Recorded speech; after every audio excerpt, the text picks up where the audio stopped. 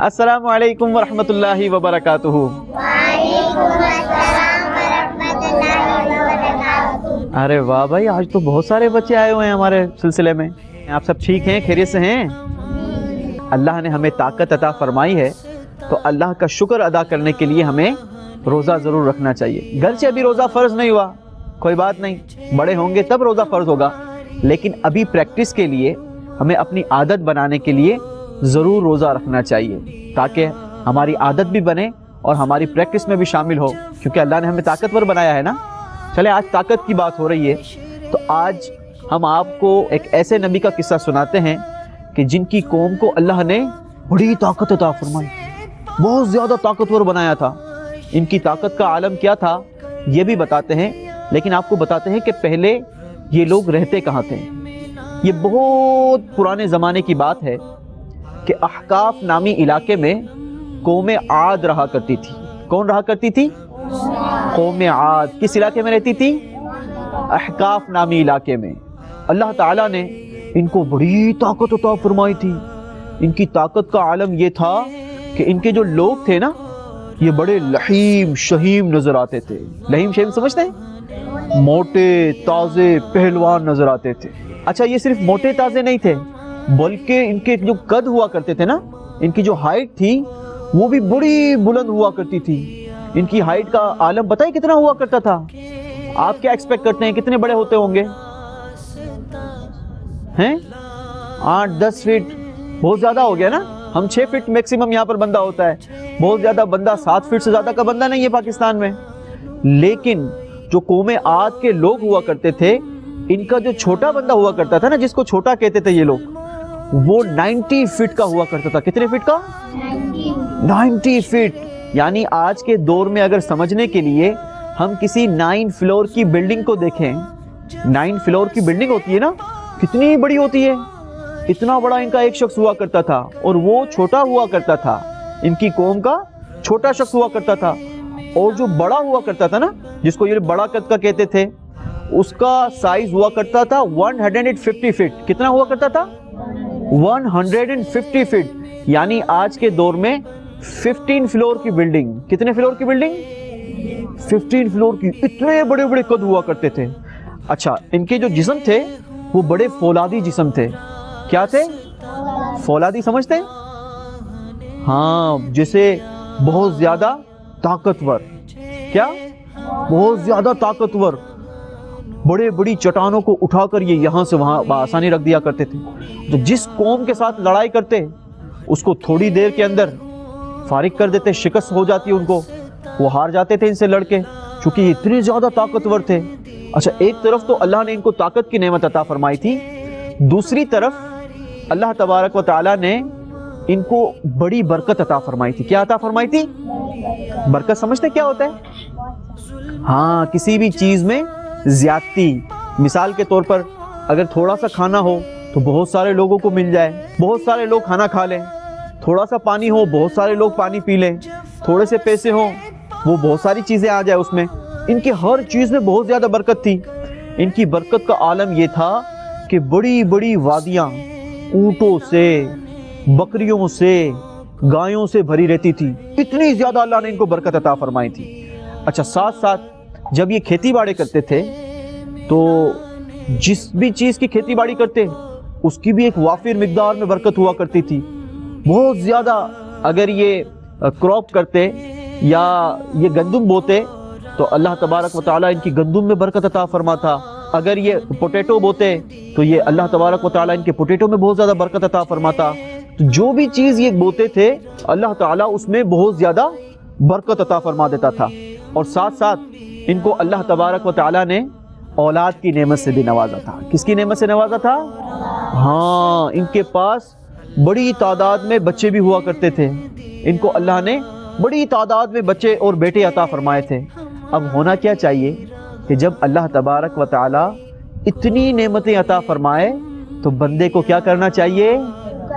اللہ کا شکر ادا کرنا چاہیے، کیونکہ قرآن مجید فرقان حمید بھی ہماری یہی رہنمائی فرماتا ہے۔ قرآن کہتا ہے اگر تم احسان مانو گے تو اللہ تمہیں زیادہ دے گا اور دے گا۔ تو ہمیں اللہ تبارک و تعالیٰ کا شکر ادا کرتے رہنا چاہیے۔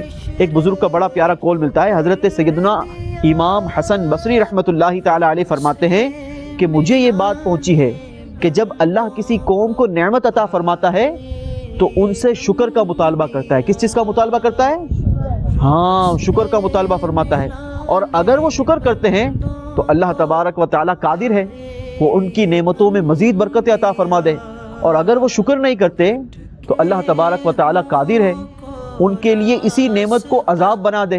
تو ہمیں اللہ تبارک و تعالیٰ کا ہر حال میں شکر ادا کرنا چاہیے۔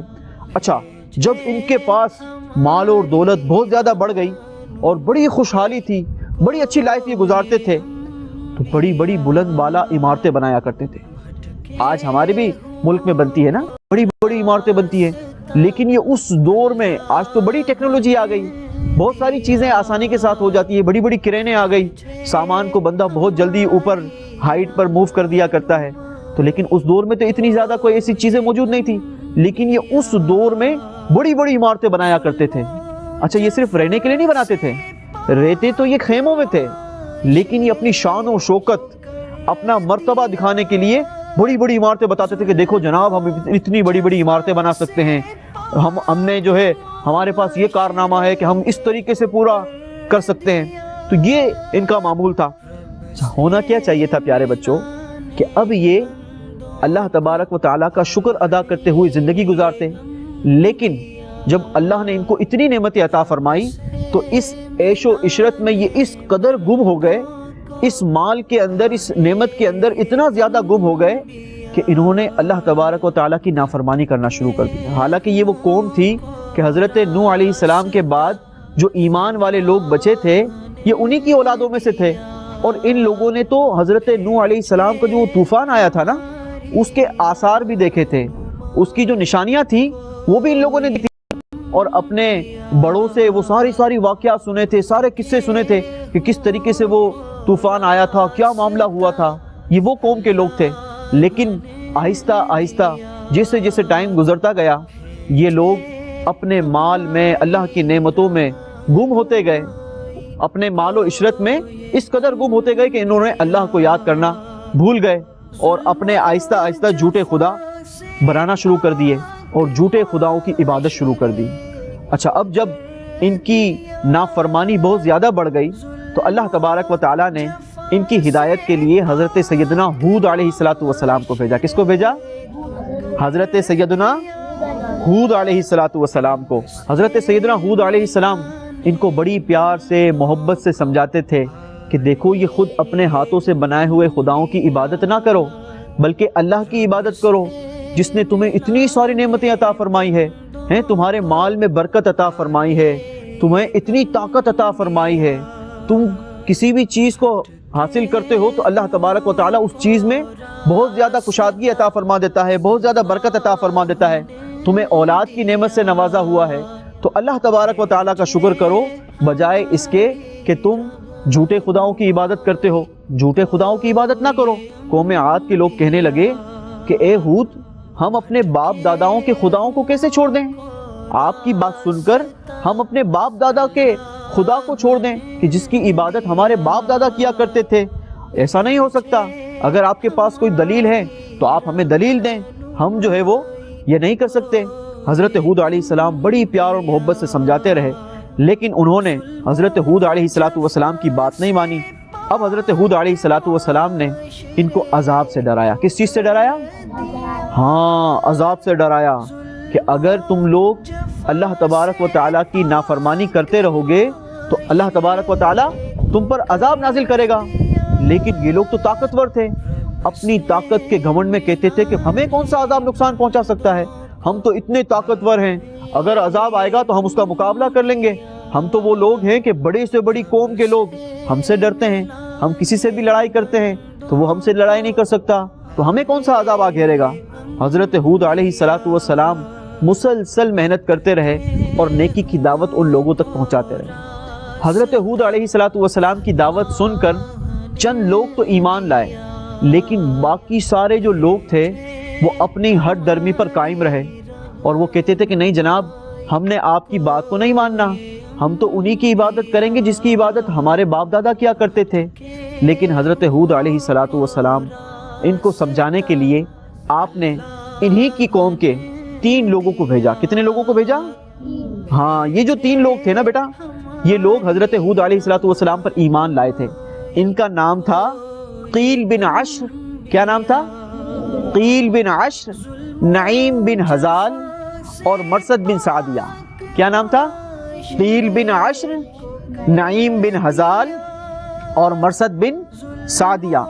یہ 3 لوگ حضرت ہود علیہ السلام پر ایمان تو لے کر آئے تھے، لیکن ان لوگوں نے اپنے ایمان کو ہڈن رکھا تھا، چھپا کے رکھا تھا. ابھی لوگوں کو بتایا نہیں تھا کہ ہم حضرت ہود علیہ السلام پر ایمان لے کر آئے ہیں. حضرت ہود علیہ السلام نے ان 3 لوگوں کو کہا کہ تم اپنی قوم کے پاس جاؤ اور ان کو بتاؤ کہ وہ اللہ کے دین پر ایمان لے کر آئیں، اللہ کی عبادت کریں، کسی اور کی عبادت نہ کریں. اب یہ 3 لوگ اپنی قوم کے پاس گئے اور ان کو جا کر سمجھایا کہ دیکھو اللہ تبارک و تعالیٰ کی عبادت کرو اور جو گناہ آپ کر چکے ہیں اس کی توبہ کرو، کسی اور کی عبادت نہیں کرتے. لیکن ان لوگوں نے ان 3 لوگوں کی بھی بات نہیں مانی.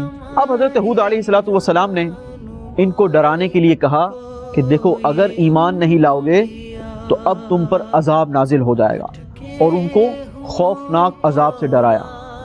یہ لوگ بڑی ہٹ درمی پر قائم تھے. اللہ تبارک و تعالیٰ نے ان لوگوں کو آزمائش میں مبتلا کیا اور ان کو تنبیہ کرنے کے لیے، ان کو کیا کرنے کے لیے؟ تنبیہ کرنے کے لیے 3 سال تک قحط سالی ہو گئی. کیا ہو گئی؟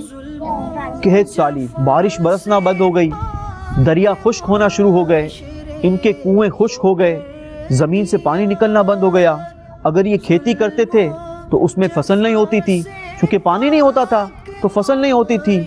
اور ان کو اولاد بھی ہونا بند ہو گئی، اب ان کے یہاں بیٹے بھی نہیں ہوتے تھے. اس طریقے سے ان کو آزمائش میں مبتلا کیا تاکہ ہو سکتا ہے کہ یہ لوگ ایمان لے آئیں اور ان کو ریئلائز ہو جائے.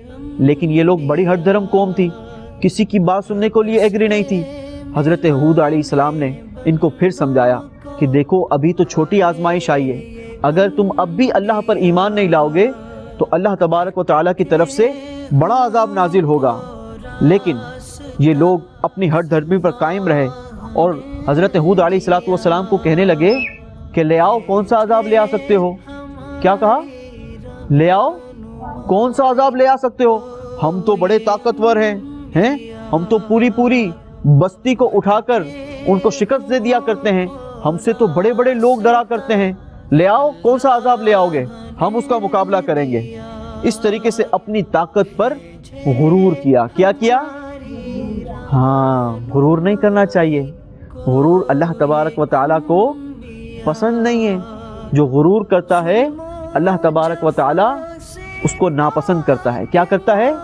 ناپسند کرتا ہے. جب قوم عاد نے حضرت ہود علیہ السلام کی دعوت کو ایکسیپٹ نہیں کیا اور اللہ کے عذاب سے بھی نہیں ڈرے، تو اب اللہ تبارک و تعالیٰ نے حضرت ہود علیہ السلام کو حکم دیا کہ آپ ایمان والے لوگوں کو لے کر، جو آپ پر ایمان لے کر آئے ہیں، اللہ کی عبادت کرتے ہیں، ان لوگوں کو لے کر اس علاقے سے نکل جائیں. حضرت ہود علیہ السلام اللہ کے حکم پر اس بستی سے نکل گئے. جب آپ اس بستی سے نکل گئے نا پیارے بچوں، تو اب اللہ تبارک و تعالیٰ کا عجیب انداز کے ساتھ ان پر عذاب نازل ہوا. چونکہ ان کے پاس خشک سالی تھی، اناج نہیں ہوتا تھا، کھانے کے لیے کچھ نہیں تھا، کھیتی باڑی نہیں ہوتی تھی. اچانک دیکھتے ہی دیکھتے آسمانوں پر کالے بادل آ گئے. اب کالے بادلوں کو دیکھ کر یہ بڑے خوش ہو گئے کہ جناب چلو اب تو بارش برسے گی، اور بارش برسے گی تو ہماری زمین پھر سے کھیتی اگائے گی، پھر سے اناج اگائے گی، ایک مرتبہ پھر خوشحالی آ جائے گی اور ہم لوگ اچھی زندگی گزاریں گے. اس طریقے سے یہ لوگ خوش ہو گئے اور خوشیاں منانے کے لیے سیلیبریشن شروع کر دی، ڈھول تماشے شروع کر دیے. لیکن ان کی قوم میں ایک عورت تھی جس کا نام تھا مہد. کیا نام تھا؟ ہاں، اس عورت نے جیسے ہی آسمان کی طرف نظر اٹھائی تو اس نے ایک زوردار چیخ ماری اور چیخ مار کر زمین پر گر گئی اور بے ہوش ہو گئی. لوگوں کو بڑی حیرانگی ہوئی کہ یہ کیا ہو گیا، عجیب عورت ہے، آسمان کی طرف دیکھ کر اچانک سے چیخ ماری اور زمین پر گر گئی، بے ہوش ہو گئی. کافی محنت کی گئی، کوئی ہوا دیتا، کوئی پانی لے آ کر اس کے اوپر چھڑکتا کہ اس کو ہوش آ جائے. کافی محنت کے بعد جب اس کو ہوش آیا نا تو لوگوں نے اس سے پوچھا کہ اے مہد کیا ماجرا ہے؟ کیا ہو گیا تھا تجھے؟ کیوں چیخ ماری اتنی زور سے اور کیوں بے ہوش ہو گئی؟ تو کہنے لگی کہ یہ جو بادل تم لوگ دیکھ رہے ہو، میں نے ان بادلوں کے پیچھے ایک بڑی خطرناک لال کلر کی آگ دیکھی ہے۔ کیا دیکھی ہے؟ لال کلر کی آگ دیکھی ہے، جسے چند لوگ آگے کی طرف دھکیلتے ہوئے آ رہے ہیں۔ یہ بارش کے بادل نہیں ہیں، یہ بڑے خطرناک عذاب کے بادل ہیں۔ اس طریقے سے اس مہد نے ان لوگوں کو بتایا۔ اب سارے لوگ ڈر گئے کہ یہ کیا ماجرا ہے، یہ کیا کہہ رہی ہے۔ کچھ لوگوں نے اس کا بھی مذاق اڑایا کہ پاگل ہو گئی ہو، تمہیں نہیں پتا بارش کے بادل ہیں یہ تو، اور اس سے تو بارش ہوگی، اور بارش ہوگی تو خوشحالی ہوگی۔ اب جناب تھوڑی دیر کے اندر تیز تیز ہوائیں چلنا شروع ہوئی۔ جب تیز تیز ہوائیں چلنا شروع ہوئی تو تھوڑی دیر گزری تھی، ابھی ان ہواؤں نے ریڈ کلر کی آندھی کا رخ اختیار کر لیا۔ کیا کر لیا؟ ہاں، یہ ریڈ کلر کی آندھی کے اندر تبدیل ہو گئی، اور یہ اتنی خطرناک ہو گئی اور اتنی تیز ہو گئی کہ جو قوم عاد کے پہلوان لوگ تھے، بڑے بڑے لوگ تھے نا، 150 فٹ کے لوگ تھے، 90 فٹ کے لوگ تھے، یہ آسمان میں تنکوں کی طرح اڑنا شروع ہو گئے۔ کس طریقے سے اڑنا شروع ہو گئے؟ تنکوں کی طرح، کوئی یہاں سے وہاں، وہاں سے یہاں ہوا میں اڑنا شروع ہو گئے، اور ماچس کے تنکے کی طرح یہ دھڑا دھڑ زمین پر آ کر گرنا شروع ہو گئے۔ ان لوگوں کے طاقتور جسم ہوا میں اس طریقے سے اڑ رہے تھے جیسے ہوا میں روئی اڑتی ہے، جیسے ہوا میں کوئی تنکا اڑتا ہے۔ اس طریقے سے یہ لوگ آسمان میں اڑتے اور زمین کی طرف آ کر گرنا شروع ہوئے۔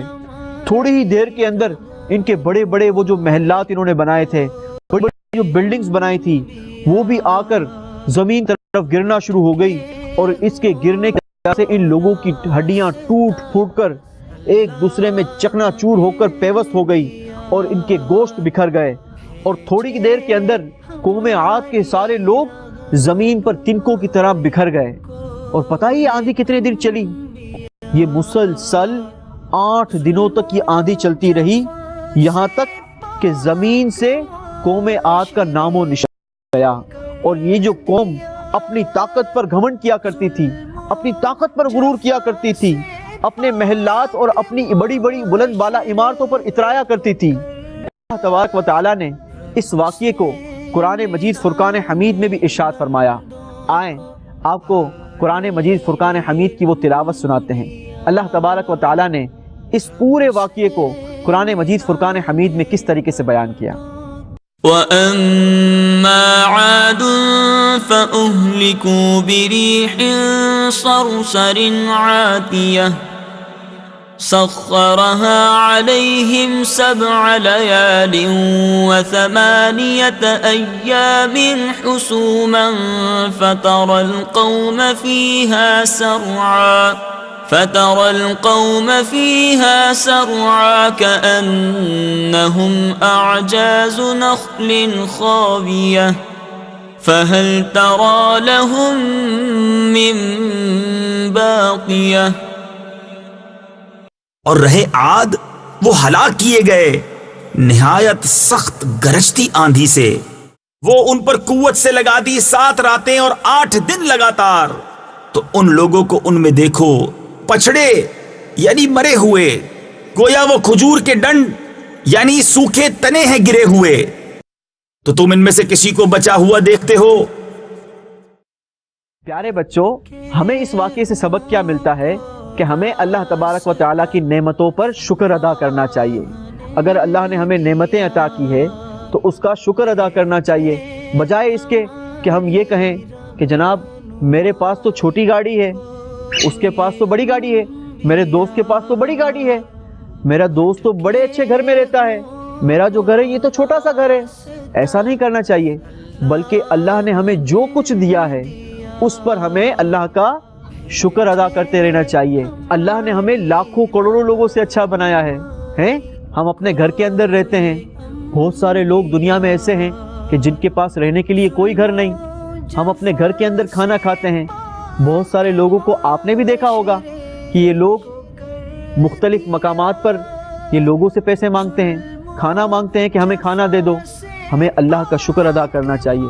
ہم اچھے کپڑے پہنتے ہیں، اچھے مقامات پہ رہتے ہیں، تو ہمیں اللہ کا شکر ادا کرنا چاہیے. کبھی بھی اپنے سے زیادہ اوپر والے لوگوں کو نہیں دیکھنا چاہیے بلکہ اپنے سے نیچے والے لوگوں کو دیکھنا چاہیے, تاکہ ہم اللہ تبارک و تعالیٰ کا شکر ادا کرتے رہے کہ یا اللہ تیری مہربانی کہ تو نے ہمیں ان لوگوں سے اچھا بنایا. ٹھیک ہے پیارے بچوں, ہم اللہ کا شکر ادا کریں گے. اچھا کون بتائے گا کہ یہ قوم کہاں پر رہتی تھی, کس علاقے میں رہتی تھی؟ ارے واہ, ہم سب کو پتا ہے, کانسنٹریٹ کے ساتھ سنا ہے. چلو چھوٹے مدنی منع سے پوچھتے ہیں, بتائیں کیا کس علاقے میں رہتی تھی؟ احقاف, شاباش, احقاف نامی علاقے میں رہتی تھی. اچھا پیارے بچوں اب یہ بتائیں کہ یہ کون بتائے گا کہ وہ 3 شخص کون تھے جس کو حضرت ہود علیہ السلام نے بھیجا تھا اپنی قوم کے پاس؟ ان کے نام کون بتائے گا؟ ارے واہ بھائی, یہ نام بھی یاد ہے, بتائیں. کیل بن عشر, دوسرا نام نعیم بن ہزال, اور تیسرا نام کون بتائے گا؟ چلے مدنی منہ بتا دیں, آپ ہی بتائیں گے. چلو آپ بتا دو بھائی. مرسد بن سعدیہ. جی, ان 3 لوگوں نے جا کر اپنی قوم کے پاس نیکی کی دعوت دی تھی. ہمیں بھی نیکی کی دعوت دینے کے لیے گلی گلی محلے محلے میں جا کر اپنے دوستوں کو جا کر نیکی کی دعوت دینی چاہیے. ٹھیک ہے, دیں گے نیکی کی دعوت؟ اللہ تبارک و تعالی ہمیں عمل کی توفیق نصیب فرمائے. مدنی چینل دیکھتے رہیں. صلوا علی الحبیب صلی اللہ تعالی علی محمد صلی اللہ علیہ وسلم.